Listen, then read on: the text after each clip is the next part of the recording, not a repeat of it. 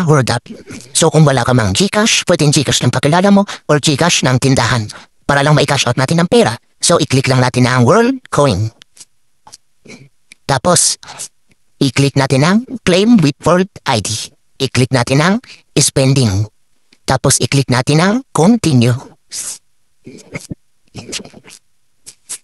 Tapos, wait lang natin ito. So ayan, nag-picture lang muna ako. Pag nag-check na, okay na yan. Tapos i-click natin ang Confirm. Tapos, click natin ang Wallet.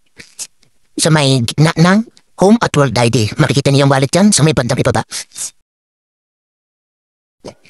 Tapos ayan, makikita natin ang ating pera. At i-click lang natin itong Send. Yan, nakikita niyo yung Send yan. I-click lang natin yan. Tapos i-click natin ang World Coin.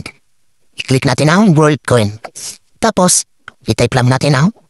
So guys, dapat tama ang letra. At i-double check natin siya kung tama.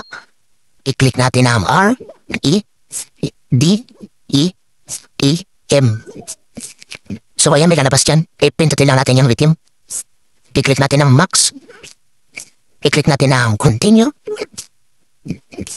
Tapos i-click natin ang Confirm, Send. Tapos ayan, mamibili na tayo ng bank transaction kung saan natin siya ipapadala. Kunyari dyan sa may GCash, BPI, Union Bank, GrabPay, or kahit anong bangko. So, kunyari, yan makikita nyo, GCash, GrabPay, Lazada, Shopee, Maya at Palawan Pay.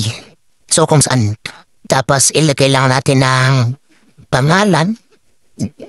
Tapos ang number ng GCash ng pagka-cash out natin. So ayan, makikita natin na pumasok na sa ating GCash ang ating kinash out.